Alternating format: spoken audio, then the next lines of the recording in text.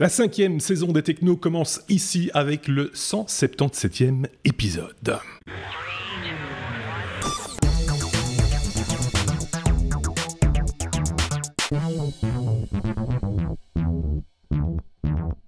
Et pour ce 177e épisode, premier duo de chroniqueurs, vous le savez, en général, on les voit apparaître par deux chaque semaine. On va directement les voir ici et leur demander s'ils ont passé de bonnes vacances. D'un côté, vous avez Sébastien. Salut Sébastien. Et puis de l'autre, vous avez Xavier. Salut Xavier. Salut. Alors, vous avez tous les deux... Manifestement, il y en a un qui a passé de meilleures vacances que l'autre. Visuellement, en tout cas. Je ne sais pas. Je pose la question. Je ne suis pas moi-même pas bien livré côté soleil non plus, mais comment ça s'est passé? Sébastien, passé de bonnes vacances Ben oui, mais c'est déjà très très loin, hein. C'est déjà loin, plus ouais. d'un mois que je suis rentré. Ah, ben voilà. Bah, Donc, oui. bon, mais Le boulot a déjà repris, fini. donc, et pour Xavier aussi, Oui, j'imagine. largement.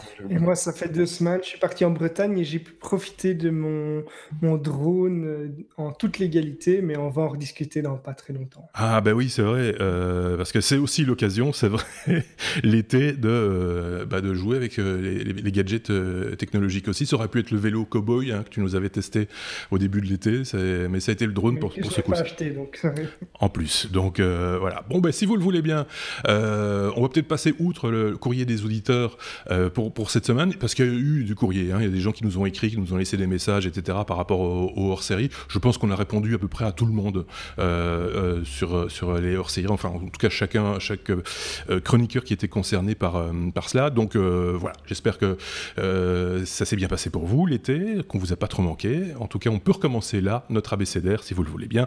Et on le recommence tout de suite. Je cherche encore un petit peu mes marques. Je ne sais pas si vous avez remarqué, je regarde encore beaucoup mes boutons. Parce que là, le système ayant un petit peu évolué, c'est un petit peu compliqué. Je pense que je vais retrouver mon bouton là. Voilà.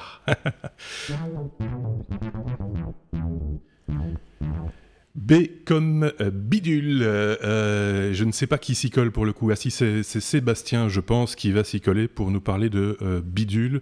Sony relance son fameux Aibo. C'est ça l'idée, hein, c'est son petit robot Aibo. C'est le petit robot, mais ça va pas être donné apparemment. Non. Et tu te souviens du robot Aibo? Oui, je m'en rappelle Pas bien, du tout. oui. Si. On est assez vieux pour ça, hein, tu vois. Le premier Aibo, c'était... Alors, on est en 2018, donc c'est date de 99, il y a presque 20 ans. Ouais. Donc, 20 ans déjà voilà, mais ça fait mal, hein. Bah oui, ça pique. Ça pique. Oui. Ça pique, quoi. Voilà. Donc voilà, ça fait 20 ans. Le premier était en mai 1999, donc le siècle dernier, millénaire dernier, carrément, quoi. Et ils ont arrêté de le vendre en 2006. Donc voilà, ce petit truc, Aibo, pour ceux qui n'ont pas connu, c'était un petit chien qui était, voilà, suite à la grande période Tamagotchi, on a eu le petit chien virtuel, mais qui là avait vraiment voilà, une tête de petit chien et qui aboyait, qui suivait. Je pense que c'était assez limité en fonctionnalité, mais c'était un robot, quoi. Donc, mais ça coûtait un avion de chasse, hein, un rein, c'était vraiment très très cher. Ils ont décidé en fait de rejouer sur la nostalgie, comme les Tamagotchi sont ressortis. Eh bien, Aibo est ressorti aussi. On aurait presque pu le prédire. Donc depuis le début de l'année, c'est en vente au Japon et ça va arriver d'ici la fin de l'année aux États-Unis et juste un peu après probablement en Europe. Alors bon, c'est pas un succès phénoménal, on cherche vraiment le côté nostalgique, mais ils ont sorti déjà 20 000 unités au Japon, ce qui est pas mal, sachant que la bestiole est vendue 2 900 $. Donc tu vois, c'est quand Pas même, donné quand même. c'est un prix très conséquent. Mm. Mais ça a été revu et corrigé comme étant vraiment quelque chose de totalement au goût du jour, hein. C'est pas juste on a ressorti l'ancien et on l'a réhabillé.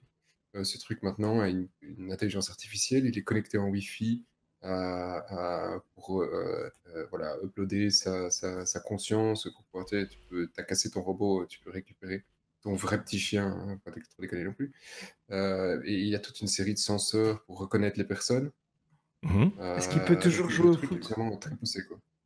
Je pense que oui. Et le truc est toujours mignon, donc tu peux rien y faire. Ils ont gardé le même look, le truc était mignon à l'époque, ça reste mignon. Bon, 2500, 2800 $ pour un truc, pour un petit robot, faut quand Ouais. même vraiment avoir trop de pognon.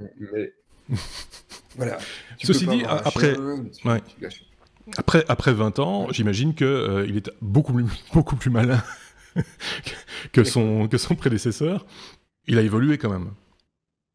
Oui, c'est ça. Maintenant, il a de l'intelligence artificielle, comme Mhm, je te le disais. Donc, il a une série de caméras. Il peut reconnaître les personnes et donc son propriétaire et avoir une émotion, montrer une émotion pour l'un qu'il ne peut pas montrer pour l'autre. mhm. Le truc va continuer à évoluer avec l'intelligence artificielle pour créer effectivement toute une série de comportements avec le temps que tu lui apprends.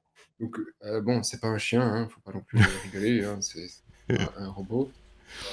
Mais voilà quoi, c'est le petit sujet nostalgie du podcast. On peut se demander si il reconnaîtra son maître ou si s'il va vous suivre comme certaines valises. C'est Maintenant, on voit qu'il y a prévu, il y a des valises qui suivent leur propriétaire. Maintenant, j'ai vu ça pas plus tard C'est qu'hier. prévu, hein. Normalement, il doit reconnaître son maître, hein. Normalement, il doit reconnaître son maître. Il doit remuer la queue. Il doit frétiller. Non, il doit. J'imagine quoi. Et bouffer tes meubles, etc., etc. Voilà. C'est ça quoi. Et les émotions ne seront plus que dans les expressions, mais il y a des écrans OLED dans les yeux qui vont Bien jouer un sûr. petit peu comme le petit robot que Marc a, là, Oui, j'ai oublié son nom. l'affichage. Ouais, ouais, on en a parlé. Allez voir Oui, dans nos hors-séries. C'est un petit robot tout mignon qui ressemble un petit peu à un petit tracteur, hein, mais qui a un écran avec des yeux qui, effectivement, l'émotion passe beaucoup par Cosmo, les yeux. je me souviens Pardon? là. C'était pas Cosmo ou Ou Osmo? quelque chose comme ça. c'est Bref, ça, Cosmo. Je on va... vois qu'il y a un autre nostalgique dans le podcast, hein. Il a été regardé aussi les petites vidéos live pour voir. c'est ça, quoi. Oui, c'est Oui, nostalgique. nostalgie. Ok, bon, ben voilà, une bonne nouvelle peut-être pour ceux qui ont envie d'expérimenter ce petit chien, j'ai envie de dire. C'est à ce moment-là que je dois C'est pousser bizarre, sur on un fait bouton. presque 3 maintenant sur ce podcast. Oui. Tu vois? Pardon? Jamais on s'est retrouvés à 3 en même temps. C'est Ben non, bizarre, mais on est tous sur le- c'est ça qui est rigolo. Moi, j'aime bien. Et donc je cherchais mon bouton. J'ai retrouvé mon bouton, excusez-moi, mais bon. Xavier, tout autour de Xavier. Xavier, c'est comme crypto. Il y a un monsieur qui est pas content du tout, qui a perdu beaucoup de Il y a sous. de quoi? Il a perdu beaucoup de sous. Alors, je sais jamais que maintenant, quand on met un M, si c'est pour millions ou pour milliards. Des fois, on a une hésitation. J'imagine qu'ici, il s'agit de 24 millions de dollars qu'il s'est fait voler. Ce monsieur, tu vas nous expliquer un petit peu pourquoi. Effectivement, donc c'est Michael Terpin, qui est un investisseur qui a investi la bagatelle de 24 millions de dollars, en tout cas l'équivalent en crypto-monnaie, et il a subi 2 piratages de téléphone, et donc il n'est pas du tout content parce qu'on lui a piqué cette somme, et il s'est rendu compte en fait que, en tout cas il affirme que c'est un membre du personnel chez AT&T qui aurait fourni des accès à son compte. Et donc, il réclame 200 millions de dommages et intérêts.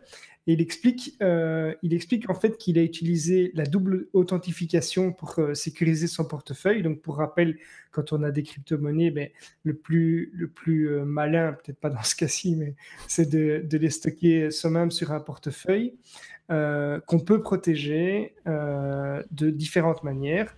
Lui a choisi de le garder sur son téléphone et pour sécuriser un petit peu plus que simplement avec le mot de passe, il a dit qu'en plus du mot de passe, il devait recevoir un SMS.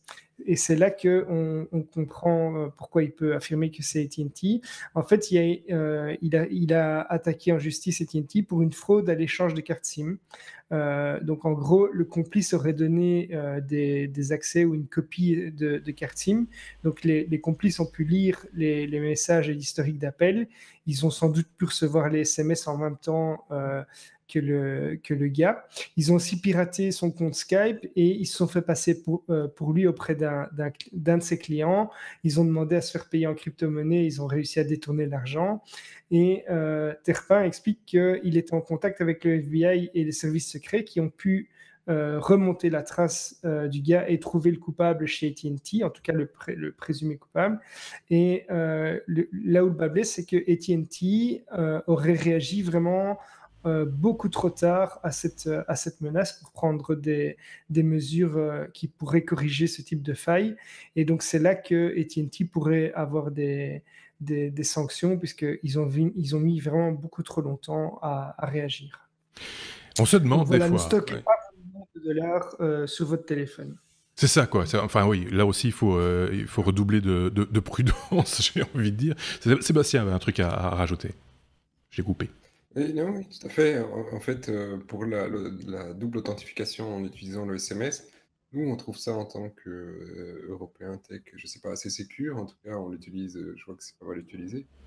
Mais il y a je ne sais combien d'articles qui expliquent en long et en large que c'est une sécurité qui n'a aucune valeur. Le fait de pouvoir détourner ou de recevoir des SMS à ta place, il y a des techniques, les réseaux sont pas spécialement fiables, donc Oui, c'est ça. la double authentification utilisant le SMS, c'est du flan. D'accord, ok. Je vais juste te demander, Sébastien, de parler soit un tout petit peu plus fort, soit d'augmenter ton micro, parce que je te perds de temps en temps. Je vous perds de temps en temps, Houston. La double authentification aussi, il y a d'autres moyens que le SMS. Hein. Il y a des applications qui génèrent un code sur votre téléphone qui, d'après moi, sont beaucoup plus sécurisées déjà que recevoir un message. Oui, mais basiquement, par rapport à ce que nous disait Sébastien, si je dis pas de bêtises, Sébastien, c'est vrai que n'importe qui peut dupliquer ou cloner ta carte SIM et répondre à une double authentification à ta place. Je pense que c'est ça que tu voulais dire, Seb. Enfin, c'est dans cet esprit-là, quoi. Oui, c'est pas dans l'esprit, n'importe qui peut la cloner physiquement. T'as pas besoin de physiquement. Je veux dire, voilà, il y a... Oui, c'est ça. Il y a moyen de le faire techniquement, enfin électroniquement. Patrick peut en parler. Parce que oui. Patrick, effectivement, est beaucoup plus au courant de ce dossier que moi, mais c'est pas une sécurisation valable. Je pense que ton bouton de volume n'est pas très valable non plus. Ça n'a pas beaucoup agi. Je n'en ai pas. J'utilise Windows uniquement pour ça et je n'ai aucun bouton de volume. Bon, bah alors à ce moment-là, il faut parler plus fort. C'est tout ce que... c'est ça. Il va... Ah, je vous entends. Il va juste falloir... C'est pas pratique. Ça marche pas bien. Il faut pas le faire. Ça en est fini pour la lettre C, en tout cas pour le moment.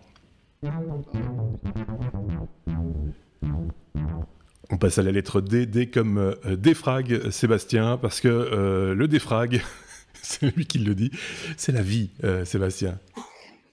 C'est ça. Alors, on parle pas de jeux vidéo, ici on parle de nostalgie. Merde, j'ai 2 sujets de nostalgie. Ça, pendant l'été, effectivement, c'était le milieu du mois d'août. Et c'est un truc qui est totalement inutile et totalement indispensable. C'est un stream sur Twitch. Pas le genre de truc où je vais d'habitude, parce que c'est des trucs plutôt orientés jeux vidéo, enfin historiquement. Et là, c'est un mec qui s'est amusé, il dit « Ouais, ok, je vais faire un stream. » Donc, c'est pas une vidéo en boucle, c'est vraiment un stream 24/24 avec un vieux défrag qu'on peut regarder. Donc, je sais pas si vous vous souvenez de ces défrags, c'est juste voilà, la tronche de votre disque avec tous les petits morceaux de fichiers qui, normalement, doivent se suivre. Mais au lieu de se suivre, ils sont un peu partout sur votre disque. On est tous restés là-dedans, hein, à regarder les petites cases se rajouter et faire des lignes complètes, et puis ces lignes disparaître.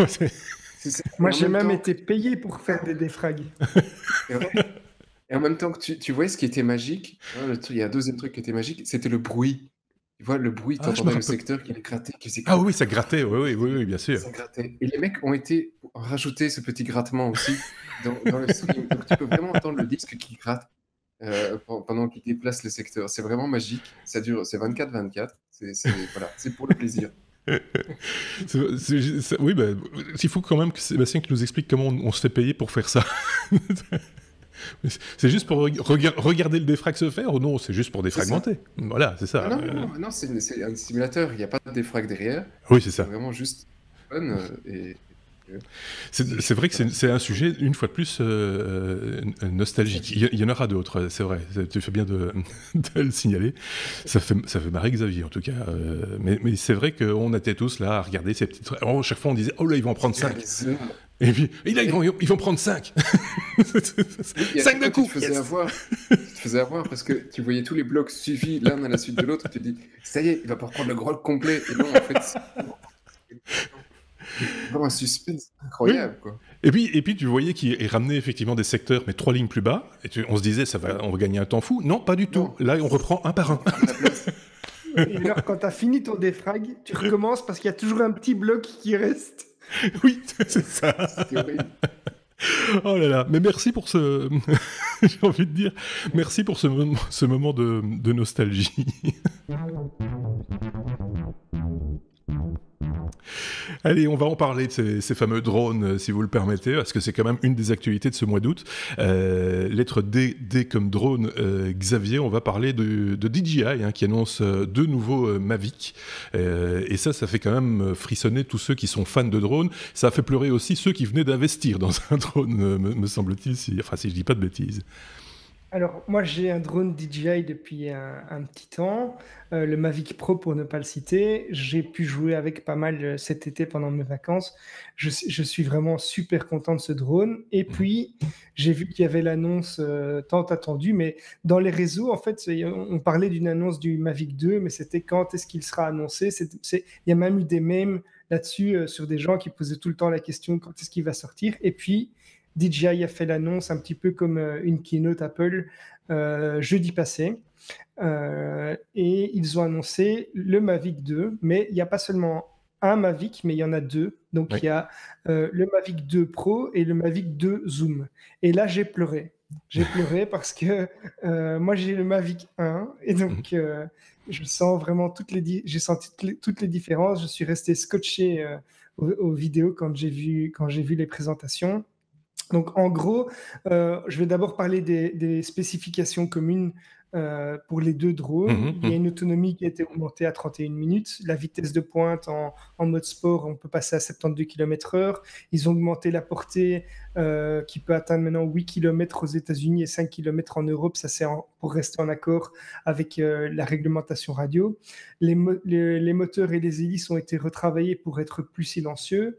Et alors, ils ont créé un nouveau mode de vue qui s'appelle l'hyperlapse, qui est en fait une séquence vidéo accélérée, un petit peu comme un GIF animé. Donc, ça donne un résultat.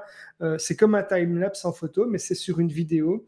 Et ça donne un effet vraiment un petit peu comme un GIF animé, mais vraiment de qualité.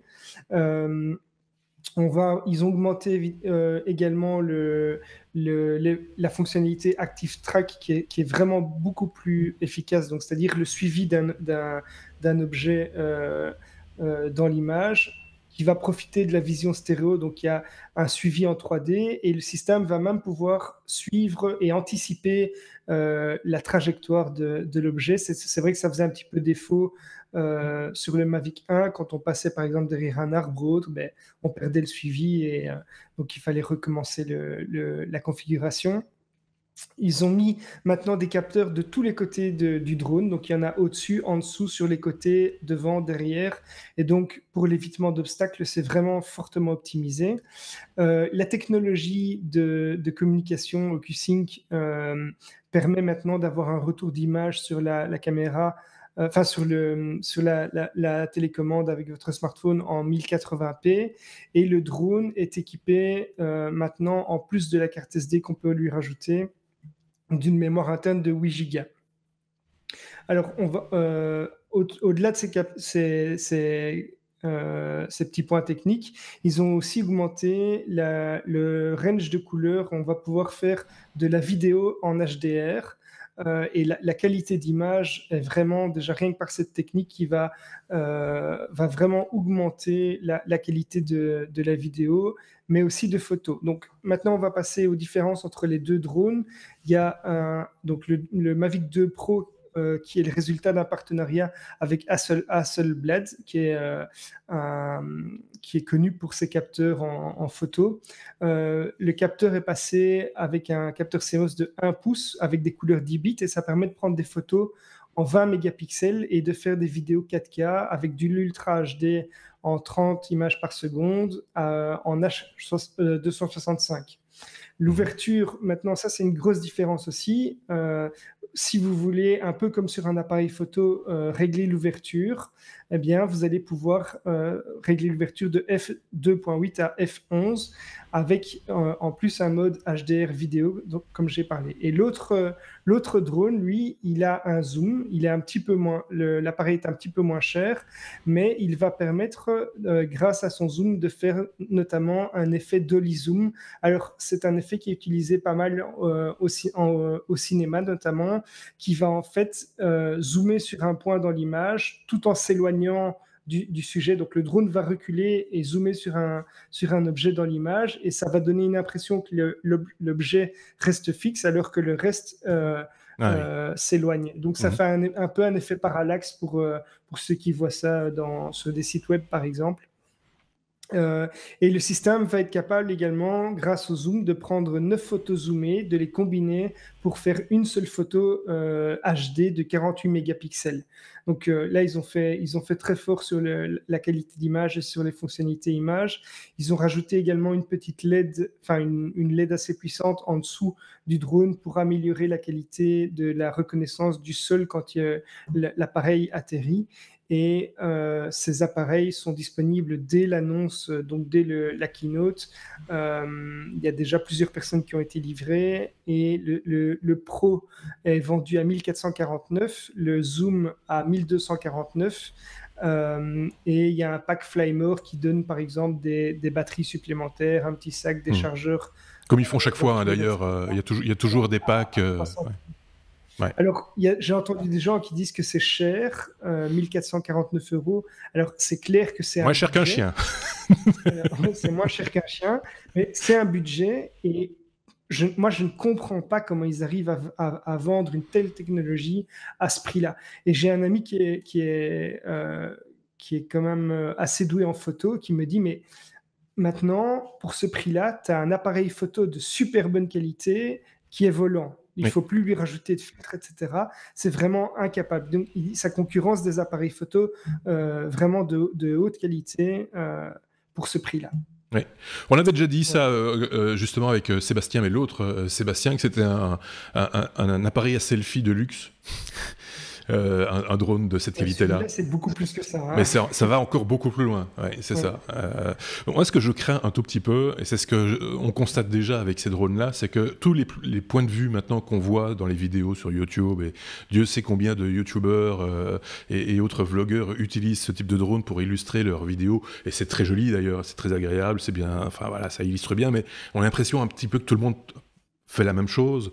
Alors, soyons clairs, les paysages changent, mais c'est des plans, à un moment donné, on a l'impression, on en a vu un, on est un peu blasé, on a l'impression de les avoir tous vus. Je ne sais pas ce que l'un ou l'autre d'entre vous en pense. C'est un peu le risque de ce genre d'outils très, très performants, certes, mais qui sont quand même très, convenus, j'ai presque envie de dire. Pour moi, ça dépend de la personne qui est derrière la télécommande, tout simplement. Je veux dire, tu as des fonctions préprogrammées, effectivement, où tu vas simplement faire un cercle autour d'une cible, et puis il y a des prises de vue, il y a le sujet, il y a le cadre. C'est ce qui fait la différence entre un photographe professionnel, un photographe amateur, un cinéaste amateur, un cinéaste professionnel.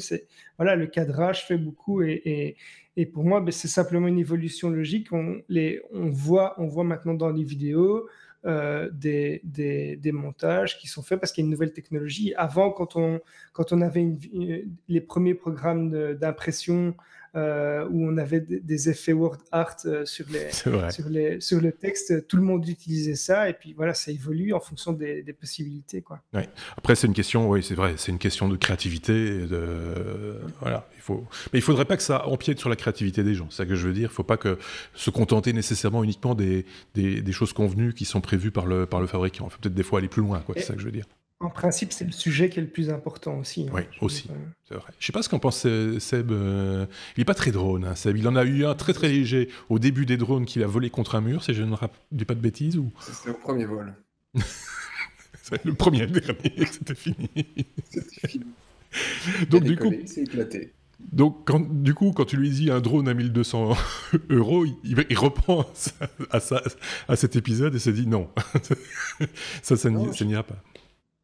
Moi, j'aime bien le principe, c'est juste que, voilà, il y a 10 ans, c'était fun. Enfin, au début, c'était fun, il y a 10 ans, un drone, c'était difficile. Oui. Mais maintenant, la réglementation t'empêche un petit peu le fun, et c'est devenu plus grand public. Donc, voilà, oui, je suis d'accord avec toi, tu vas retrouver plein de vidéos où tu vas avoir plus ou moins la même chose. Mais tu as une certaine limitation. Aujourd'hui, je suis dans mon jardin, je peux pas m'amuser à faire le tour de la ville avec. Et Comment pas que dans ton ça va? jardin, parce que j'ai suivi une autre chaîne YouTube, j'ai appris par exemple que les sites archéologiques, comme par exemple au Mexique, les fameuses pyramides Inca, vous voyez de quoi je veux parler, je n'ai pas les noms en tête, mais bref, sont interdits de survol par les drones. Ils interdisent les drones dans ces sites, et apparemment, c'est pas les seuls endroits au monde, plutôt touristiques ou historiques, entre guillemets, qui interdisent le survol de drones, Xavier. Ouais, il y a plusieurs no-fly zones, comme on appelle ça, effectivement, qui sont enregistrées. Et d'ailleurs, DJI implémente ces zones dans la reconnaissance, dans son application, en fait. Donc, Ah oui, DJI va vous empêcher de voler à certains endroits qui sont connus pour être d'accord. réglementés et qui empêchent ça. Oui, parce que Mais bon, il n'y a pas que les sites touristiques, il y a aussi, pour des raisons de sécurité, on s'en doute un petit peu, les centrales nucléaires, les aéroports, des choses comme ça, quoi. Voilà. oui. Ok, sujet toujours Ouais, passionnant, mais c'est vrai, je suis d'accord avec Sébastien. Vas-y, Sébastien. ouais, si je peux, j'ai quand même un truc, moi, voilà. Je trouve ça bien qu'effectivement, on continue à avoir cette évolution grâce au grand public, parce que c'est le grand public ou le semi-pro qui paye pour le moment pour toutes les avancées technologiques que fait DJI. Mais je tends à espérer que ça ne s'arrêtera pas là. Parce Mhm. qu'après, effectivement, le drone aujourd'hui, bah, de faire un truc qui vole pour faire de la photo et de la vidéo, bah, c'est pas ça avec ça qu'on va Ouais. révolutionner l'humanité. Par contre, que ce genre d'outil puisse être, comment dire, assemblé pour travailler ensemble et je sais pas, demain, à 2 drones DJI soulever une brique pour aller la mettre au-dessus de ta maison parce que tu pas envie de sortir l'échelle. Que tu vois qu'il y a un côté utilitaire, tu vois, pour faire un mur, On peut pour aller plus construire une loin, maison, ouais, un c'est ça. drone. Oui. Yeah. Oui, de la même manière que des fourmis vont travailler ensemble Mhm. pour faire leur truc. Là, les drones ensemble pourraient faire quelque chose. Là, on n'y est pas encore. Si on commence à en C'est parler fait quand même.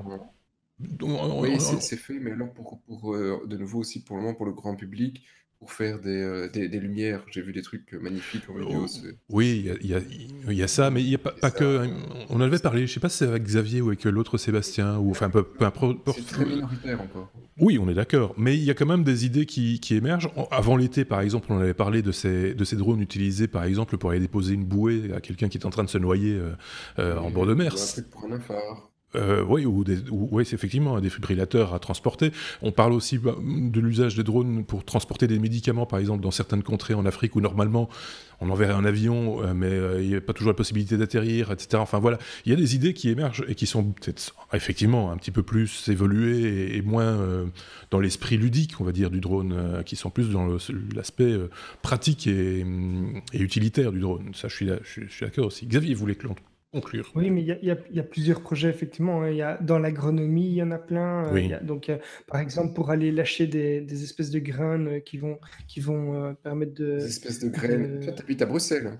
Oui, non, mais oui, mais Non, c'est le alors, concept ça Monsanto peut de la être graine. utilisé dans des cas pour des sauvetages, des choses comme ça. Il y a plusieurs Truc utilisations. vert. Je pense qu'il y a vraiment une multitude de projets en cours Ouais. pour les drones. Mais en Belgique, on a eu un grand salon de l'agriculture, comme il y en a un peu partout dans le monde. En France aussi, il y en a cet été. Et c'est vrai qu'il y avait des trucs, des démonstrations de drones, justement, qui pouvaient analyser, par exemple, au niveau de l'épandage de certains produits, etc., pour simplement analyser le terrain, savoir si on n'avait pas trop mis là, qu'il fallait mettre plus de produits à cet endroit-là. Enfin, voilà, analyser le terrain, prendre de la hauteur pour Oui, l'analyser. Oui. l'état des ponts, ils auraient pu s'en servir pour analyser Oui. l'état des ponts aussi. Éventuellement, mais pas là, non. Euh, on peut passer peut-être à la lettre suivante si vous le voulez bien. On va faire ça. Pour parler de gadget, G comme gadget, parce que là aussi il est question de drone, si je dis pas de bêtises. C'est qui nous amène ce sujet? J'ai perdu la liste. Je crois que c'est Sébastien. Ben ouais, voilà. C'est plus proche de ta philosophie à toi, Sébastien. C'est le drone de poche. Mais tu vas nous expliquer comment il marche d'abord. C'est ça. Et d'abord, tu me vois vraiment me promener avec un truc pour selfie. Sérieux. Je ne te vois déjà pas te promener, donc. Si, c'est possible. Mais la nuit, ça se voit. Et donc, Euh, oui, dis-nous. Bon, ici, alors, je sais plus plus, j'avais vu la tête du mec, je sais plus d'où il sortait, mais sur les photos, on ne voit plus la tête du mec, il est trop petit. Mais donc,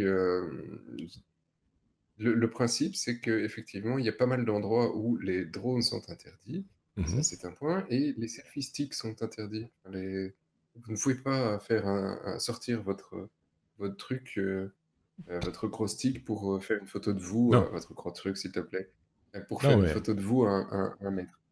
Et donc, ben voilà, il y a des villes où c'est Attention. totalement interdit. Salaud, je vais faire mon sujet. Il y a des villes en Italie où c'est interdit. Tu vois, Milan, ou des endroits, Disneyland, etc. Mhm. Bon, bah, ça fait chier les gens, si je peux me permettre, hein. Tu te prends un stick en pleine figure, c'est pas agréable quand tu attends pour aller à une attraction. Bon, voilà. Donc il y a plein d'endroits où ça commence à être interdit. Donc il y a quand même un mec qui se dit, bah, moi c'est interdit, mais je veux quand même un selfie. Donc il s'est mis deux petits rotors qui tournent. Il a fait ça sur un case d'un iPhone, iPhone ou téléphone Android, ça ressemble fort à un iPhone quand même. Et il fait voler son téléphone. Donc en fait, il fait des surplaces et il dit je vais faire une photo de là. Il fait le surplace, je prends ça va faire une photo dans 5 secondes et il va se placer exactement là où il veut. Et puis il En fait, revient reprendre son téléphone. ouais, Donc c'est quoi? C'est une housse avec deux petites hélices, quoi. C'est ça, en fait, c'est l'idée. une housse avec deux petites hélices qui fait que ton téléphone reste en l'air là où tu l'as laissé. Donc je veux dire, c'est tellement à la base, j'aime pas le principe, mais je trouve le truc tellement ingénieux et tellement simple que enfin voilà, je devais parler du truc, je trouve ça assez génial. Pour le moment, c'est juste un proto, mais et évidemment, en fait, tu fais voler ton téléphone. Bon, si tu es à 5 mètres et qu'il y a un mec qui passe en plein Disneyland, tu as vite perdu ton téléphone. Hein, donc faut Alors, c'est moi, j'ai pas vu le truc fonctionner, je découvre la news avec voilà. ça, mais s'il a réussi à faire ça, c'est quand même, sur un petit engin comme ça, c'est quand même déjà une prouesse technologique, hein. Oui, C'est pas vrai. mais je donne pas cher de ta batterie, moi, par contre. Non, c'est fait une photo. C'est juste le temps d'une photo, oui, c'est ça. Oui, Mais c'est vrai que en fait, il se sert du retardateur. C'est juste le ça. retardateur, et puis le reste, c'est un petit moteur qui fait tourner deux petites hélices. Il n'y a pas de stabilisateur, ou si, sans doute quand même. Il y a un peu de technologie ou pas du tout? Ouais, il faudrait avoir un Forcément, gros fond. forcément, s'il veut stabiliser le téléphone, Ah oui. à un endroit, il doit se servir du GPS, il doit se servir de T'imagines différents le mec qui capteurs, met en route, c'est sans le doute truc qu'il qui se passe. sert de Oh là. l'accéléromètre, etc. Non, c'est quand même pour avoir un Tu le objet qui contrôles tient avec en ton l'air et téléphone. qui compense le vent et tout. Oui, mais moi, enfin, je serais curieux de voir le truc vraiment fonctionner, parce que là, c'est un Mais moi proto, aussi. ou c'est une simulation, ou c'est pas... Voilà. Donc, mais c'est vrai que l'idée est originale. Maintenant, t'imagines, au concert, par exemple, pour les gens de petite taille, hop, et le téléphone reste suspendu au-dessus de la foule pour faire la photo, ou pour filmer tant qu'à faire. Ça va encore énerver du monde. Ça va être interdit aussi très rapidement, ce machin-là. C'est pas possible.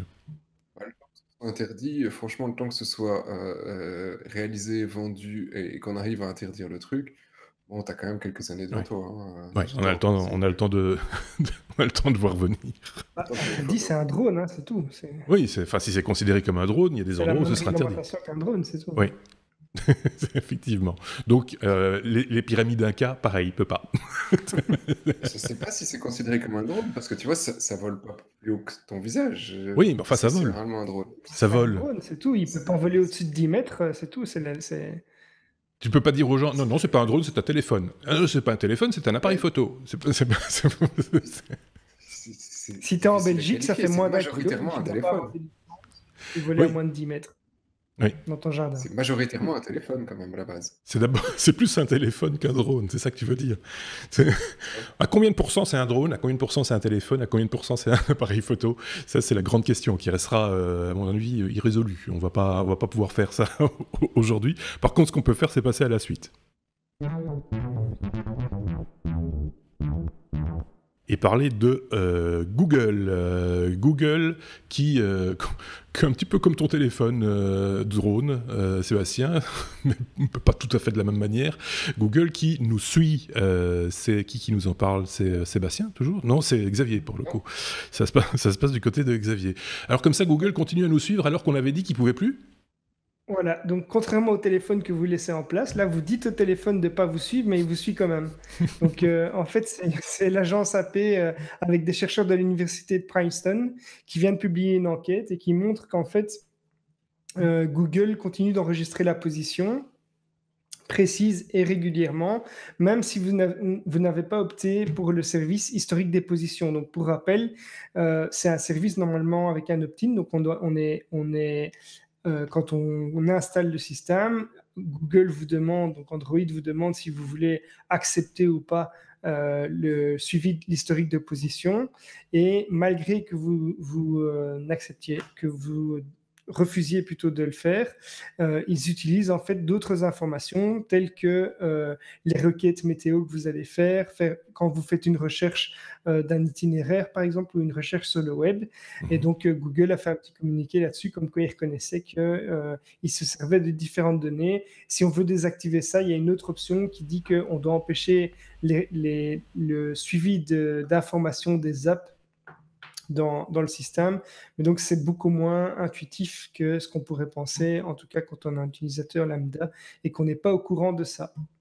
C'est récurrent, hein, ce genre de questions. C'est arrivé à Apple aussi, c'est arrivé, enfin voilà, ça revient régulièrement, cette histoire de traçage des individus, etc. C'est une vraie question chaque fois, et chaque fois on a toujours les mêmes interrogations. On dirait que ça n'évolue pas, que ça ne bouge pas, qu'on en reste au même point tout le temps, malgré les explications des uns, des autres. Sébastien, je sais pas ce que t'en penses.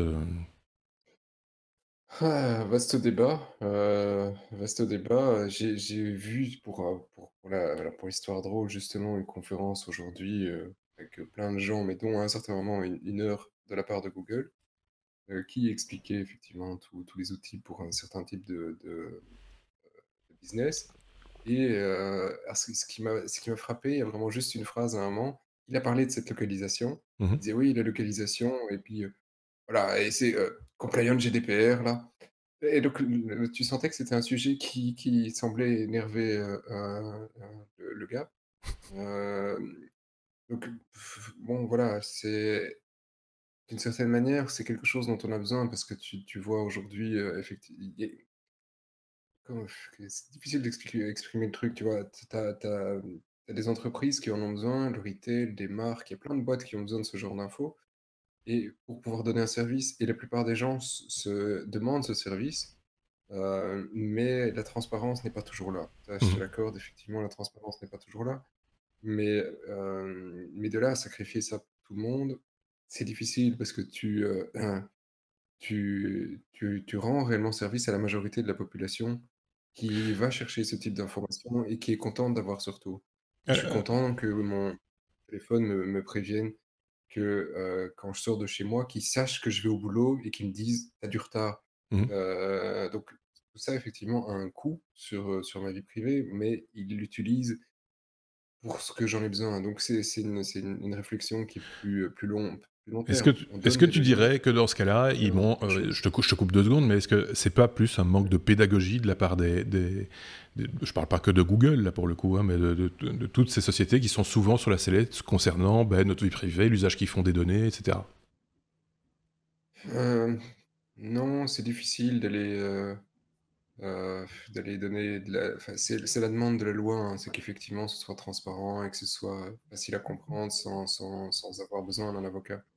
Hem, donc oui, il y a un manque de pédagogie, ça fait pas partie des gènes de toutes les sociétés, mais à la limite, ça me dérange pas encore vraiment, c'est quelque chose qui va se mettre en place. Ce que la loi a certainement corrigé ici, et on en Mhm. diverge sur la DGPR, c'est des sociétés qui abusaient réellement de certaines données, de certaines choses voilà, qui ont dû arrêter, et là, c'est une super bonne chose. Après pour le reste, alors jusqu'où est-ce qu'on veut faire la chasse à la sorcière?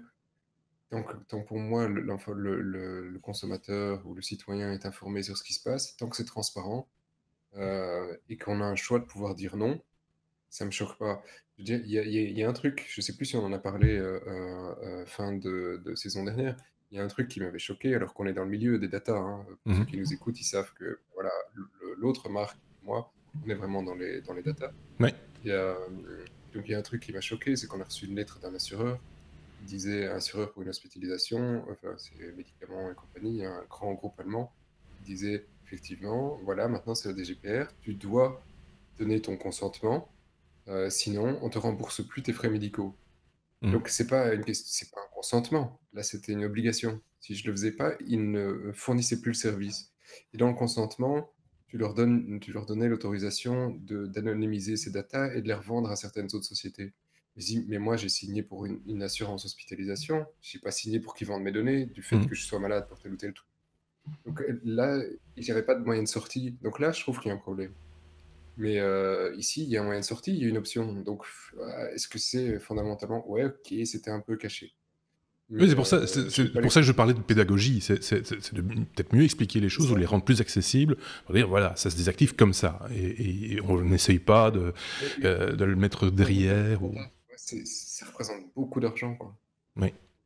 Oui, ben, Donc, on est bien d'accord. C'est bien ça le problème. C'est accessible. C'est tout un équilibre entre la bonne pédagogie et le risque de perdre donné. Quand on aura l'habitude que tout le monde saura, et ça prendra quelques années, hein, que tout le monde aura l'habitude de ce genre de choses et que tout est bien clair partout, on n'aura plus le stress de « mais si on dit au consommateur que tu ne penses pas qu'il va tout supprimer », c'est un peu l'esprit dans lequel on était jusqu'au mois de mai ici.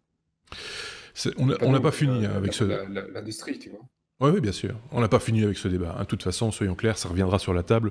On aura certainement l'occasion d'en reparler. Vous me direz, mais on a déjà fait G comme Google. Oui, mais on a un autre sujet G comme Google Xavier, ou Sébastien plutôt. C'est Google qui... Heureusement qu'on n'a que deux. Oui, mais c'est parce que je ne vois pas mes titres, en fait. C'est un truc qu'il va falloir rectifier pour la prochaine fois. Je ne vois pas mes titres. C'est Google qui ouvre, on va dire enfin, son premier magasin physique. Ouais, c'est ça, ce sera à Chicago. D'accord. Voilà, 1300 mètres carrés, c'est son premier magasin. Ils ont fait des magasins éphémères par le passé. De nouveau, c'est vraiment très dans la tendance de tout ce que j'entends pour le futur, de ce qui va se passer dans le retail. Le retail a commencé à évoluer il y a quelques années en se disant on n'est plus en train de pousser sa charrette. Si, on l'est encore, mais la génération qui arrive et les demandes d'expérience aujourd'hui sont vraiment je veux être compris en tant que consommateur et je veux une expérience. Ce qui me ramène effectivement au sujet précédent, hein. Si tu veux une expérience, on a besoin de données. Donc, on ne peut pas te faire une expérience si tu as une cagoule et qu'on ne sait pas quitter.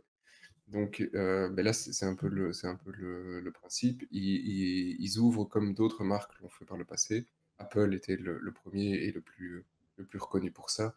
Microsoft l'a fait, ouais, Samsung, Xiaomi aussi. Et maintenant, donc, effectivement, Google sort du bois et va ouvrir son premier magasin.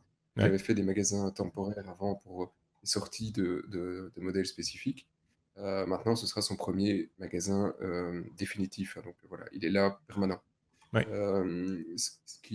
Ça manque depuis un certain temps parce que autant Google s'est lancé sur la recherche à la base, autant maintenant, s'ils font pas une démo de toute la techno qu'ils proposent, que ce soit les Nest, que ce soit les Google Glass qui sont encore utilisés en entreprise, qui vont revenir, que ce soit toutes les montres Android, même si ça vient d'autres fournisseurs, que ce soit tout ce qu'ils peuvent faire en domotique, parce qu'ils sont vraiment au final très forts en automatisation sur plein de choses, grâce à toutes les sociétés qu'ils ont rachetées. Mais s'ils ne montrent pas tout ça, le marché est encore un peu frileux. Aujourd'hui, tu as des gars comme nous, des gens qui nous écoutent, hein, salut les gars, qui vont acheter effectivement ce genre de produits. Mais on était dans les conférences aujourd'hui une 60aine de personnes. Le gars de Google demande à un moment, est-ce que vous savez ce que c'est un Google Home? Et il y avait deux mains sur l'assistance qui pouvaient le répondre. Et puis il y en a un qui disait oui, c'est un truc qu'on sait le lier à Nest.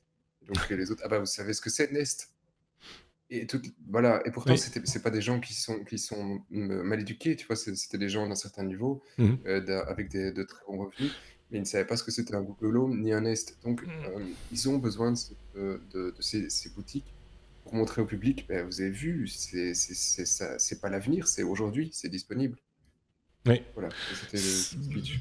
Oui, non, mais c'est bien vu. Hein, je pense que d'autres l'ont fait avant Google, hein, soyons clairs. Apple, par exemple, on sait avec quel succès ça a fonctionné. Mais Et si je remonte encore beaucoup, beaucoup plus loin en arrière, Philips a fait ça à une époque aussi, avec des espèces de showrooms où il n'y avait rien à vendre. C'était juste une démonstration permanente de tout ce que Philips fabriquait. Moi, je me rappelle de ça. Il y avait ça, par exemple, à Bruxelles, pour ceux qui connaissent, près de la place de Brouckère. Siemens faisait ça aussi. Et Siemens a fait ça aussi. Proche Siemens. Et donc, moi, quand j'étais gamin, j'allais là parce qu'il y avait des jeux vidéo. Ils avaient des consoles, des espèces de pâles copies d'Atari qui étaient disponibles, mais c'était à côté des frigos, des machines à laver, des sèche-linges, enfin voilà, de toutes sortes de trucs. Et c'était vraiment... et il y avait des gens, ils avaient des spécialistes dans tous les domaines, et on pouvait aller poser des questions, on pouvait rien acheter. C'était juste pour faire des démonstrations. Ça s'est perdu avec le temps, bizarrement, parce que finalement, là, on constate que c'est quand même nécessaire, peut-être plus nécessaire maintenant, de réévangéliser, je vais y arriver, les gens sur des technologies qui sont moins perceptibles, peut-être. C'est peut-être ça aussi. Et c'est de la part de sociétés qui sont des pure players à la base. Donc c'est Ouais.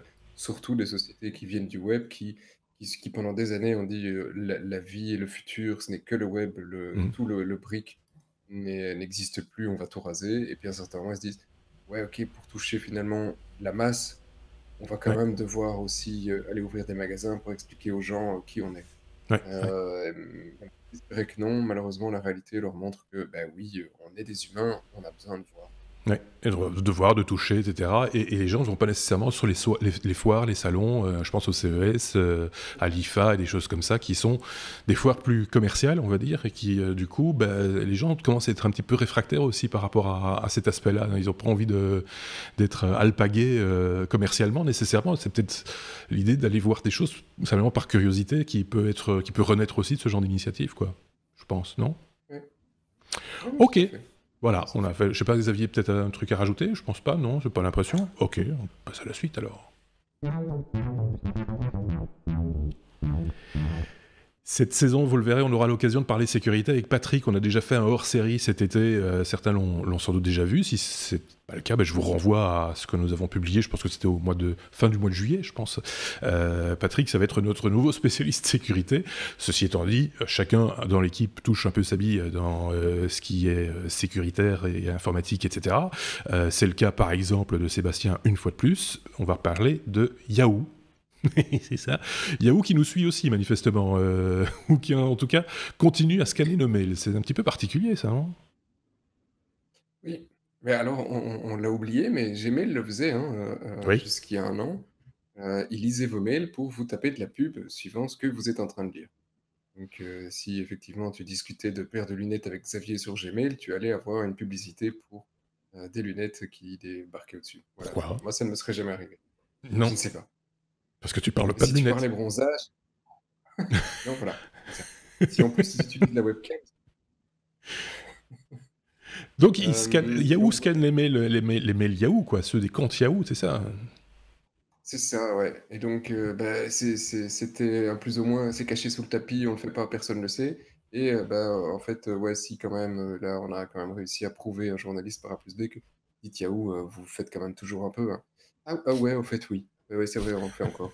Et donc, donc voilà, ils sont un peu montrés du doigt parce que tous les autres ont abandonné ces techniques il y a quelques années.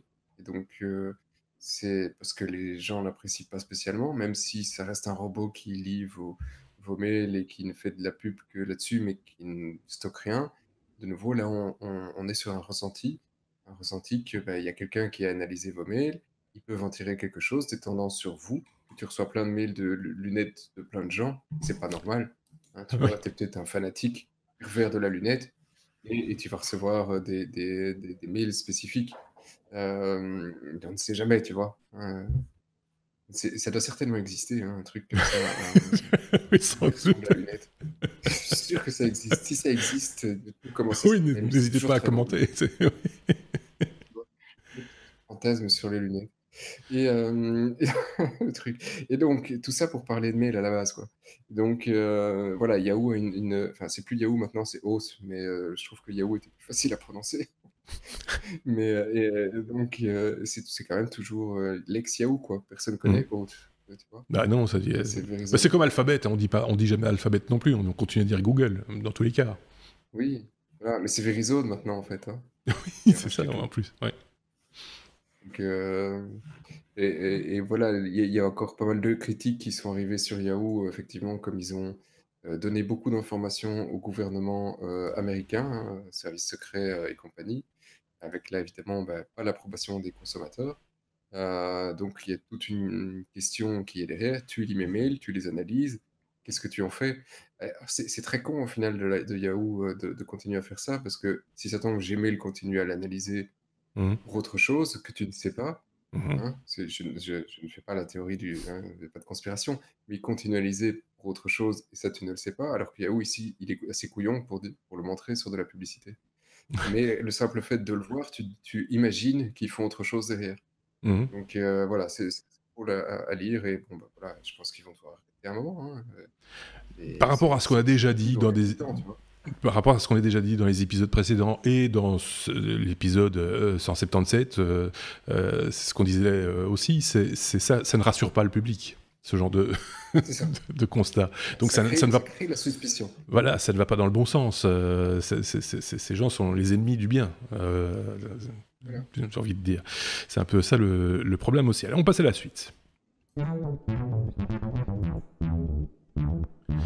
Parce qu'on a une autre lettre S comme social, Sébastien, avec Amazon, qui soigne son image à sa manière, on va dire. Hein. Voilà, c'est très à sa manière. Pour moi, ça rejoint très fort le sujet presque précédent.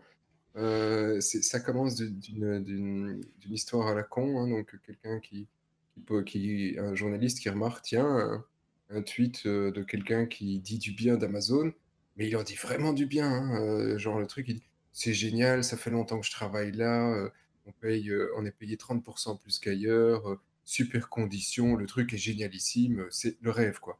Il manque juste la bière, le baby-foot et tout est bon. Le journaliste, il dit: «Waouh, le mec, il est vraiment content de travailler chez Amazon, quoi». Donc il dit: «C'est bizarre», donc il se dit: «Bah, je m'emmerde ce soir, je vais continuer à chercher». Et puis il continue à chercher, et il voit que, bah, il y a Phil, donc qui est très content, Phil, de travailler chez Amazon et qui poste beaucoup de messages pour dire que Amazon, c'est vraiment génial.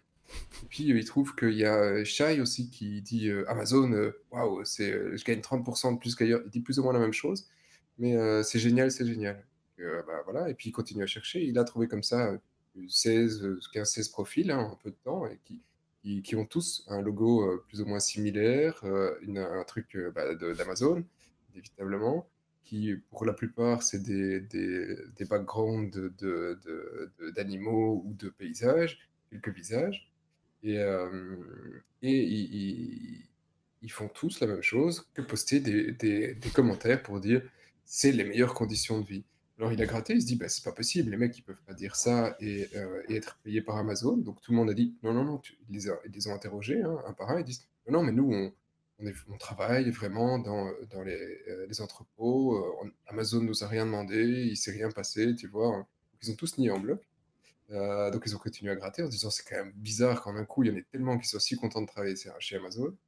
Et finalement, effectivement, ils ont eu l'information, ça a été confirmé, que Amazon a décidé de prendre une série d'employés qui avaient envie ou qui étaient trop vieux ou qui avaient un bras cassé ou que sais-je, et ils ont décidé de les mettre derrière des PC et de les payer spécialement pour ça. Donc c'est vraiment des vrais employés Amazon qui sont payés pour, qui ont travaillé pour, et qui maintenant disent toute la journée: «Amazon, c'est génial». Donc c'est très, comment Je trouve dire? que cette mise en abîme est intéressante d'être payé pour dire qu'on est heureux d'être payé et de bien faire son travail. Voilà. C'est complètement absurde en fait. C'est très absurde, hein. Et surtout Oui. quand tu sais que les mecs, tu vois, voilà, voilà, c'est bizarre. En plus, ils auraient pu, mais à mon avis, c'est justement pour se prémunir de ce genre de critiques, ils auraient pu créer des bots. Parce que là, voilà, les phrases clés, elles sont connues. Je veux dire, c'est pas, voilà. Mais non, ça reste des humains qui sont payés pour le faire. Donc c'est beaucoup moins critiquable, quelque part. Oui, Ça reste des ils emplois. peuvent pas être payés très cher, hein. Non, reste mais des emplois, mais ça reste des emplois. Tu vois, c'est. est-ce que ça va te donner Et une comme c'est meilleure leur image? compte pro, certainement, ils parlent que de ça, donc ils doivent pas être suivis ça. par des tonnes de personnes. Oui, c'est ça, en plus. Enfin, en tout Finalement, ils cas, vont répondre à plein de gens des- qui critiquent, qui disent: «Non, non, c'est génial». Voilà. Je trouve que c'est un travail, enfin c'est un drôle de job. T'imagines, ça s'appelle comment ce job? Quand on leur demande c'est quoi votre emploi, employeur. Les ambassadeurs. Oui, c'est C'est des des ambassadeurs. ambassadeurs, bien sûr. Oui, c'est comme ça qu'ils les appellent? Non, c'est vrai? Ah ouais. Ambassadeurs Amazon. D'accord, ok. Bon, Donc, pourquoi pas. voilà. C'est quand même très très spécial. Ça, il faut le reconnaître. Allez, séquence nostalgie avec la lettre T comme télécom. C'est culotté d'avoir utilisé télécom comme, comme terme pour le coup, Xavier. Quoique, finalement, hein, ça reste de la communication, de la télécommunication. Mais il y avait 3 autres lettres possibles. IRC, Internet Ready Chat. Ça à quel âge, ça, Xavier? Ça a tout juste 30 ans. Tout juste Voilà. 30 ans, puisque l'inventeur Jarkko Wakorinen, je m'excuse pour la prononciation, qui bosse maintenant d'ailleurs pour Google, avait sorti cette invention en août 88. Donc tout juste 30 ans. Alors pour ceux qui ne se rappellent pas bien de ça, c'est un chat qui était vraiment très très répandu au tout début d'Internet, qui est d'ailleurs toujours en service du coup, et qu'on a connu par exemple pour son utilisation via des logiciels clients comme MIRC, Chatzilla, mais il était aussi utilisé par des sites un peu les Caramel. grands-parents des réseaux sociaux, style Caramel Ouais. ou autres, sans que les gens le sachent forcément. Et le moyen de communication, ben, c'était en gros, on était dans des rooms, hein, donc dans des channels qui parlent de différents sujets. Et ça ressemble très très fort à Slack, par exemple, Oui. pour ceux qui connaissent. Slack qu'on peut connecter à l'IRC, si je ne dis pas de bêtises. Hein. Il y a eu des ponts à un moment donné possibles entre Slack Alors, et il y l'IRC. a des ponts de Slack vers plein Oui, d'autres choses. Maintenant, je ne sais pas si c'est parce que la technologie est la même. En tout cas, ce qui est clair et ça frappe aux yeux, c'est que Slack se base en tout cas sur l'aspect et la façon de communiquer de l'IRC à l'époque. sauf que slash Alors, oui, ça marche pas. Ou slash... tu vois, chaque fois, les trucs, c'était comment encore pour ban, par exemple, ça marche pas. Là, j'ai essayé avec l'équipe, marche pas. J'ai pas réussi à bannir qui que ce soit sur Slack. Quoi qu'il, voilà, il y avait toute une série de codifications comme ça, faciles, rapides. Ça tapait fébrilement, bien souvent dans plusieurs fenêtres en même temps. C'était gai. un moyen de communication qui a survécu, un peu au contraire, j'ai envie de dire, parce que d'autres solutions comme ICQ ou MSN Messenger C'est qui vrai. sont quand même, qui soit sont tombées dans l'oubli ou ont été arrêtées. Il y en a quand Ceci même dit, plusieurs. IRC, c'était tellement simple à mettre en œuvre. Enfin, il y avait plusieurs réseaux de serveurs. Enfin, moi, j'étais souvent sur Undernet, pour ne citer que celui-là, mais il y en avait d'autres.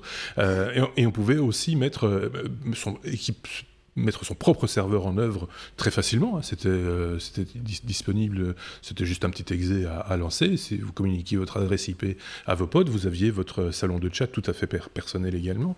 C'était possible. Il y avait moyen d'écrire des bots, il y avait moyen de faire Parfois des même scripts. très personnel. Même très très personnel parfois. Ça rappelle plein de bons souvenirs, ça pique un peu. Hein. 30 ans quand même, ça ne nous rajeunit pas, Sébastien. En effet. Ouais, et alors je ne sais pas si ceux à l'époque avec lesquels on a fait les études nous écoutent. Enfin, j'ai fait mes études, nous écoutent, mais à l'époque, nous, on n'utilisait pas MIRC, mais c'était un autre client, et apparemment, le truc existe toujours. C'était Pirch, Oui, Pirch, Pire. Pirch, Ah, qui était ça, beaucoup plus sympa, beaucoup plus sexy à l'époque que MIRC. c'était Voilà. plus sympa, mais Histoire. moi, j'ai mal accroché, moi, à Pirch. Mais il y a eu des variantes aussi. Il y avait Visual IRC aussi à un moment donné, où en fait, les rooms étaient C'est simulés. caramel, hein. Et oui, il y avait Caramel aussi, mais là c'était plus visuel où tu pouvais rajouter ton petit avatar, etc. Et quand tu parlais à quelqu'un, ton avatar se rapprochait de cette personne. C'était vraiment d'un kitsch absolu.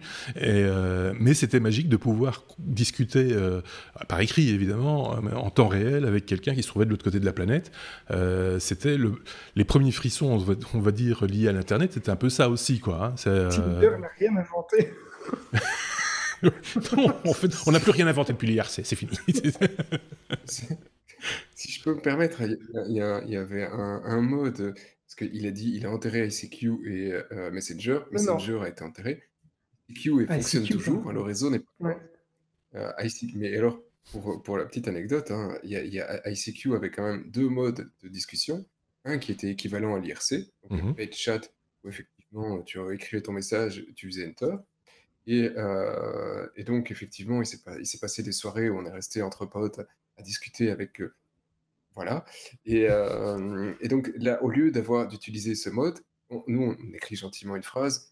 Tu vois, le genre de truc où tu es entre potes, un Mhm. peu éméché, tu écris une connerie. Tu dis, ben non, on va pas l'envoyer, c'était juste pour écrire une connerie. Sauf que ICQ avait un mode qui était vraiment très con, c'est que tu avais le chat qui était en temps réel. Et donc, tu ne devais pas appuyer sur Enter quand tu l'écrivais, le mec le voyait de l'autre côté. Oui, c'est ça. C'est au fur et à mesure qu'on l'écrivait. Et donc, il s'en fout du mode dans lequel tu étais, tu n'avais pas encore fait Enter, mais le mec le voyait déjà. Il l'avait déjà vu. Ouais. Nous avons passé de très. Non, mais voilà, c'est évidemment, ça fait vieux con hein, quand on dit tout ça, quand on raconte ces histoires-là, mais Ça pour va. être très clair pour les plus jeunes qui nous écoutent, parce qu'on a parlé de Slack, il y a une grosse différence quand même par rapport à Slack, c'est que les messages qu'on y laissait étaient totalement éphémères, dans le sens où seuls ceux qui étaient connectés au même instant voyaient les messages. S'ils se déconnectaient et qu'ils se reconnectaient, ils perdaient l'historique, ils ne revoyaient plus les messages précédemment postés. Hein. Donc il y avait ce côté aussi un petit peu éphémère de la messagerie qui faisait que bah, voilà, si t'étais pas là, tu pouvais pas lire le fil de discussion et donc tu pouvais débarquer au milieu d'une conversation un petit peu comme un cheveu dans la soupe et voilà. Et il y avait comme ça des salons. Gratuit, hein. Et c'était complètement gratuit, et il y avait des salons avec beaucoup, beaucoup de monde. En général, c'était par ville aussi. Hein. Je me rappelle qu'il y avait un salon Bruxelles, il y avait, enfin voilà, plein de choses comme ça. On va pas en faire des tonnes non plus, mais ça fonctionne toujours d'ailleurs, IRC. Hein. Les serveurs existent toujours. Tapez IRC ou Undernet ou autre. Mais ça a 30 ans.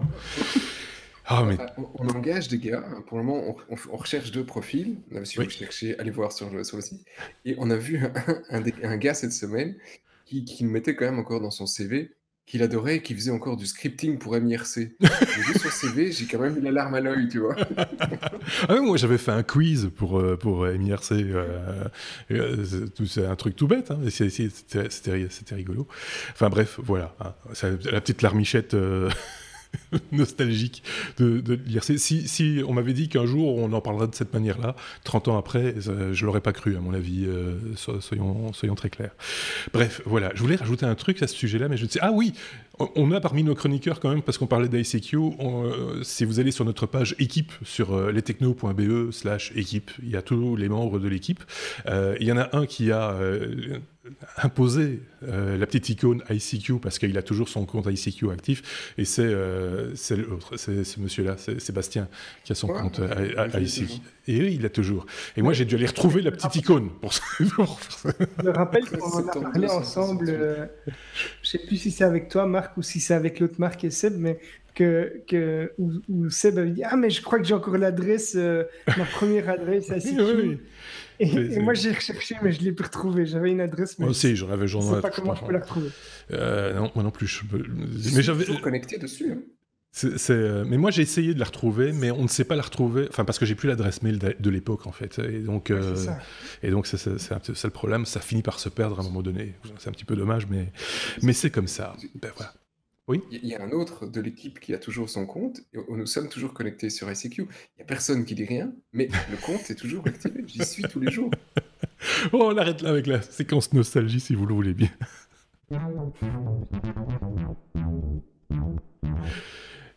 Le présent, on est bien au présent là. Quand on parle de Tesla, Sébastien, on a pu constater durant cet été que Elon Musk n'était pas au sommet de sa forme. Il n'a pas l'air bien, il n'est pas serein, il n'est pas calme. Ouais, il est blanc. Tu vois, il est pas. Qu'est-ce qu'il nous a fait? Qu'est-ce qu'il nous fait? Un petit burn-out ou? On n'est pas loin hein, quand même, tu vois. D'abord, il a commencé à critiquer le truc en Thaïlande en disant oh, pédophile, machin. Ouais, ça, on en a parlé dans l'épisode précédent, on va pas revenir dessus, mais oui, enfin, ça c'était déjà très dispensable de sa part. Mais à partir de là, c'est justement, oui, peut-être un petit peu à partir de là. Il a continué, tu vois. Ouais, c'est plus ou moins cette période-là, il a commencé à sortir plein de trucs, à des attaques personnelles stupides, et puis il a eu effectivement une longue interview il y a une dizaine de jours où le journaliste dit bah, le gars il est complètement allumé, il rigole et 3 secondes après il est en train de pleurer, donc oui. Physiquement il va pas bien. Et effectivement, j'allais dire Trump, putain.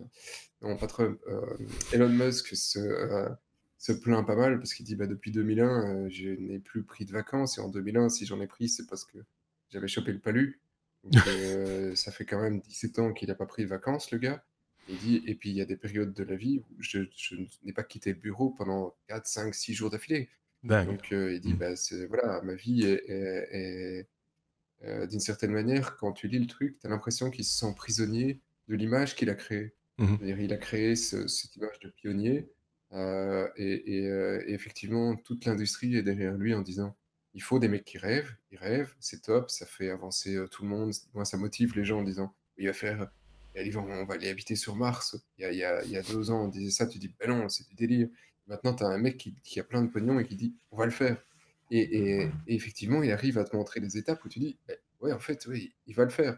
Donc on a besoin de lui pour rêver, il s'est mis dans cette position et donc ouais, voilà, maintenant ça dérape un peu sur sa santé, mentale et physique, bah, il est en train de claquer. Je sais pas combien de temps il va tenir. Ça se passe pas super On bien lui avec demande Tesla non effectivement plus. Enfin, à un ça moment se donné, passe il a pas très déclaré qu'il bien, allait ils ont pris des retirer Tesla de procès, la bourse, qu'il allait leur. Enfin, c'est c'est pas ça. très cohérent comme discours en plus, manifestement. Enfin, Non, tout économiquement, était ça ne je tenait trouve pas a bien. été fort négatif. Fort négatif, dans ses déclarations et puis ils se prennent, des procès d'anciens employés, Mhm. qui parce qu'effectivement Tesla les espionnait. Donc il y a toute une série de trucs négatifs qui lui tombent dessus et à ça, il s'emballe en disant: «Mais si vous avez quelqu'un sous la main qui peut être un meilleur CEO que moi, mettez-le». Tu vois? Ouais. Ça mettez-le surtout. Donc il a, un certain ego, il a besoin de ça pour être là, mais je pense que pour le moment, là, il est en train de toucher le fond. Et donc, on a déjà entendu parler du personnage, du mythe hein, aussi. Il faut parce qu'il y a ce côté-là aussi qui perdure et ça doit pas être facile d'être un mythe. Finalement, ça doit pas être facile d'être Musk. C'est comme ça n'a pas dû être facile d'être Jobs. Ça a pas dû être facile d'être voilà. Tous ces grands pionniers entre guillemets, chefs d'entreprise, très occupés, qui ont des fois du mal à déléguer aussi. Hein. Il faut voir cet aspect-là des choses aussi, très intransigeant. À un moment donné, la corde finit par casser. Enfin, l'élastique commence à péter quoi. Il en est Ce peut-être qu'il y a là. aussi, c'est qu'il part dans Oui. tous les secteurs, lui, hein. C'est Oui. vraiment, il part dans toutes les directions, Il y a eu un vraiment. article, à mon avis, c'est plus un trait d'humour ou quoi que ce soit, où il expliquait, il y a quelques années, qu'il consacrait 5 minutes à chaque entreprise, et toutes les 5 minutes, il passait d'une entreprise à l'autre, et qu'il organisait sa journée comme ça. Enfin, à un moment donné, ça Mais tu doit peux pas poser un tenir problème. comme ça, c'est pas Ben non, possible. ça n'est pas possible. Déjà, avec une entreprise, c'est compliqué, mais avec je sais pas combien, c'est juste pas, c'est pas réalisable. Donc, on s'inquiète un petit peu pour la santé d'Elon, hein, on va le dire ça comme ça, et on va suivre ça de près, Oui, parce hein, que le docteur. paysage est sympathique, quoi. Ouais. Et on a besoin de lui. On a besoin de ce genre de personnage, effectivement, tu as tout à fait raison.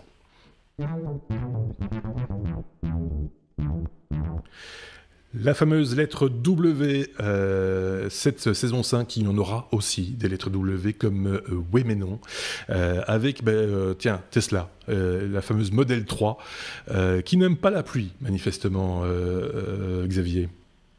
Effectivement, en fait, il y a plusieurs propriétaires de la Tesla Model 3 qui se sont rendus compte qu'ils avaient un point commun, puisque un des propriétaires a fait une petite balade d'une demi-heure sous une pluie battante et il s'est rendu compte qu'il avait perdu son pare-choc arrière. Euh, donc il a fait un tweet avec le pare-choc de sa voiture et à la surprise générale, ben, il y a d'autres personnes qui ont répondu en disant mais ça m'est arrivé, j'ai eu exactement la même chose.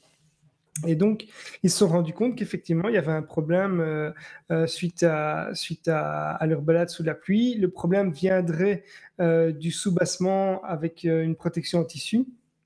Et a priori, quand il y a une partie de cette protection qui se détache, ben, l'eau pourrait s'infiltrer dans le pare-choc et sans doute, à cause du poids ou autre, le détacher, le laisser tomber. Alors, Tesla a réagi en déclarant qu'il place la barre très haute pour la Model 3, que ce qui s'est passé n'est certainement pas lié à la façon dont ils construisent les voitures et qu'ils enquêtent sur le problème pour comprendre quelle est la cause. Mais voilà, c'est quand même particulier. 3 voitures dans des conditions similaires qui ont un problème comme ça. Seule chose à faire à ce moment-là, c'est de tenir compte quand même des avis des gens, parce que là, très honnêtement, c'est la première fois que j'entends qu'une voiture perd son pare-choc sous la pluie, quoi. Je veux dire, c'est étonnant. Bon, qu'elle glisse, qu'elle dérape, que le moteur cale à la rigueur quand il fait froid, ou enfin, ça, ce genre de truc. Mais enfin, perdre son pare-choc arrière quand il pleut, ça mérite une enquête. C'est tout ce qu'on a à dire. Mettez un colson. Oui, c'est ça. On vous livre 2 colsons. S'il vous plaît, c'est en option. Le colson en option en cas de pluie. Et donc, du coup, la Model 3 en Belgique, elle va déguster. Hein. Alors, il y a le colson Insane, il y a le Ludicrous colson. C'est ça, il va y avoir. Ça va être un peu particulier, effectivement. Du coup, on comprend mieux, sans doute aussi, pourquoi Elon n'est pas au beau fixe. Ça doit le déprimer. T'imagines, tu rentres au bureau, tu te dis, tu as passé une bonne nuit, tu rentres au bureau, tu te dis, bah, ça va mieux qu'hier, je me sens un petit peu mieux. Puis le premier truc type que tu vois dans le couloir, tu dis, Monsieur Elon, les voitures, elles perdent leur pare-choc arrière quand il pleut. Le mec, il est cassé sur le coup, il a juste envie de rentrer chez lui dormir, quoi. C'est juste plus possible. C'est pour ça qu'il fait des tunnels, comme ça, les voitures ne vont pas se la pluie. Oui, c'est ça. C'est pour ça qu'il veut mettre des trucs dans les tubes et dans les tunnels, effectivement. Sébastien, tu voulais dire un truc? C'est une première mondiale, n'empêche. Oui, c'est intéressant. Il faut lui connaître. C'est intéressant, mais enfin, en même temps, dans le même genre d'idée, on est content qu'il ne s'est pas encore lancé dans les bateaux, quoi. ça risque de poser problème. Voilà pour le 177e épisode des Technos, qui s'achève déjà. J'espère que cette nouvelle formule visuelle, en tout cas, hein, parce qu'au niveau du son, normalement, il ne doit pas y avoir beaucoup de différence, hein, on tient les mêmes propos, on est toujours aussi... voilà. On a eu quelques petits problèmes de son avec Sébastien, on arrangera ça, il n'y a pas de souci, hein, des petits réglages fins encore à faire, et on espère que cette nouvelle formule donc vous a plu. Merci de nous avoir suivis, n'hésitez pas, les likes, les pouces vers le haut, etc. Merci à Sébastien, merci Xavier, on se retrouve très prochainement avec vous et évidemment le restant de l'équipe, puisque vous le savez, il y a des chroniqueurs qui s'en viennent, etc. Et à eux aussi, je leur demanderai s'ils ont passé de bonnes vacances, et eux aussi me diront, ben, ça fait un moment qu'on est revenu, Marc. Voilà, comme ça vous savez tout, et vous voyez un petit peu de quoi sera fait le 178e épisode qui arrive la semaine prochaine. Passez une bonne semaine, à très bientôt, salut.